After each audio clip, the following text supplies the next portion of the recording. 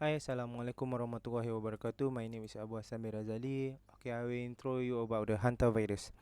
For the first, in the past of country, there are two major outbreak of the disease led to the discovery hantavirus. For the first outbreak in the Korean War at 1950 to 1953, at which is we call Korean hemorrhagic fever.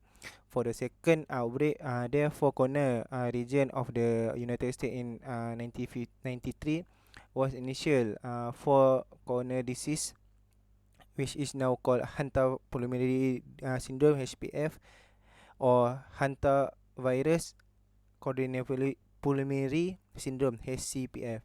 Or the some outbreak there after 25 year interlogical agent or disease hatan virus. This it is residual of the strip field mouse. Okay, for the next, this is for the left picture range of the deer mouse and case hantavirus that are confirmed. Deer mouse is the cause of the hantavirus, and for the right is picture of the deer mouse. That's all for me. Thank you. My name is Muhammad Farakib bin Muhammad Jasmi, B0818180345. The history of hantavirus pulmonary syndrome. The history for hantavirus have a three. That first outbreak, SPS, not really a new disease. SPS seen the first outbreak. Okay, for the first outbreak in the May 1993, the outbreak of an unexplained pulmonary illness occurred in the southwest U.S. known as the Four Corner around area shared by Arizona, New Mexico, Florida, and Utah. An investigation combined the entire Four Corner region have launched. Five young health people are died after acute respiratory failure. CDC at the New Mexico, Florida, and Utah, the State Health Department, the India's Health Service, and Navajo Nation and New Mexico University are involved. Virology at the CDC use a new mode to pinpoint the virus gene at the molecular level.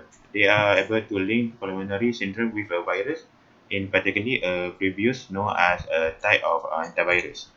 HPS not really a new disease. Some examples show evidence of the flu infection with some norovirus indicate that the disease have existed before the first outbreak. It simply have not been recognized. Earlier cases of HLPS were discovered by examining tissue sample for individuals who had died unexplained elder respiratory distress syndrome. The Navajo Indian have many of the who contract HPS during 193 outbreak have a medical traditional recognize the similar disease associated in occurrence with Mike. HPS seen the first outbreak. After the initial outbreak, the medical community was asked to report any case of illness. Since 1993, researchers have discovered that HPS is caused by multiple hantavirus.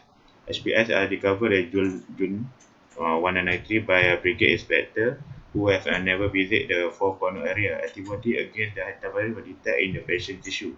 More recently, case of HPS, namely foreign-related hantavirus, have been documented in several countries. Assalamualaikum. I'm Muhammad Nazmi bin Muhammad Rusdi. I will continue this video with description of the nature and issue involved in the epidemic outbreak cases. So the general properties, hantavirus mainly spread by rodents and can cause varied disease syndrome in people worldwide. They normally cause infection in rodents but do not cause disease in them. So the shape of hantavirus is spherical in shape with a diameter of 80 to 120 millimeter. They form a separate genus. The genome comprises three negative strands. There is nucleoprotein, glycoprotein, and polymerase. The ecology of hantavirus. Hantavirus are carried and transmitted by persistently infected rodents or insectivore, and even bats. Negative impact is the presence of histopathological change in infected tissue. Histopathological means a compound or a tissue in human body. Next is the issue evolve. In 1996, outbreak in Argentina has been reported for a transmission of ANDV in an HCPS. HCPS means cardiopulmonary syndrome. In Europe and Asia, different hantavirus form. There is HFRS, hantavirus fever, renal syndrome. So it has been estimated there are hundreds thousand HRFS cases for China annually. Means year by year. China being the most endemic country for now. That's it from me. Principle of ethical in medical. There are four, which is the first one will be beneficence, second will be autonomy, the third one will be non-maleficence, and the fourth one will be justice. I'll explain about the first and the second one. The first one, beneficence, is the act for benefit of other people. It always refers to the relationship between doctors and any medical unit with the patient outside or inside of the hospital. In this case, the patient right needed to be defended and protected, for example, their body, privacy, and also any other rights. To relate the antivirus breakout with this principle, the doctor must save the patient to make sure that they are free from the virus when the patient asks for help outside of the hospital or when they send to the hospital. The second will be autonomy. Autonomy is the act of respect for other people's decisions which concern them. This also refers to relationship just like the beneficence, but in this case the relationship must be done during the time when they go through the treatment, before go through the treatment. In this case, patients have the right to know about their condition and treatment they will have to go through and allowed to refuse or accept that treatment.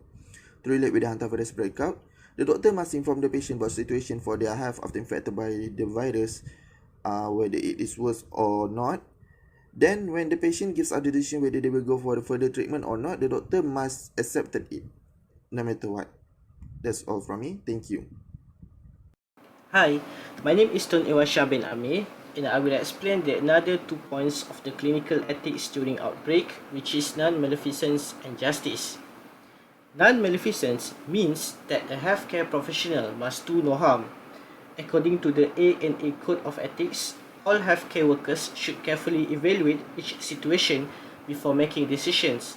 Whether knowingly or unknowingly, some decisions can cause harm to patients, the community, or even other healthcare workers, and it's up to each healthcare professional to be aware of how each of their decisions can impact others.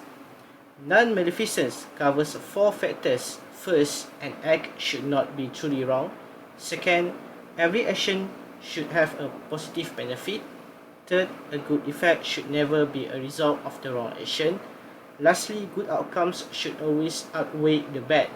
Additionally, each the healthcare professionals must inform the patient of any potential good or bad effects from any treatment, so the patient can make the best decision for themselves if able to. The non-maleficence principle was developed to protect healthcare workers and patients. Lastly, justice. What is justice? Justice is the principle that when weighing up if something is ethical or not, we have to think about whether it is compatible with the law, the patient's rights, and if it is fair and balanced. It also means that the healthcare workers must ensure no one is unfairly disadvantaged when it comes to access to healthcare. Following the ANA Code of Ethics, the top priority of all healthcare workers should be saving the lives of all patients. Additionally, healthcare workers should listen to each patient's interests before beginning medical procedures. For instance, if there are alternative treatments, a patient deserves to be given the information and the opportunity to make an informed decision for themselves. For individuals under the age of 18, their parents or guardians should approve the intended medical choices. Justice does not apply to patients. It also impacts healthcare providers. All physicians, nurses, and other that health experts have a right to practice their profession in a pleasant environment. Each and every healthcare professional and member of a healthcare team deserve equal chances of assisting in the decision-making process. That's all from us. Thank you.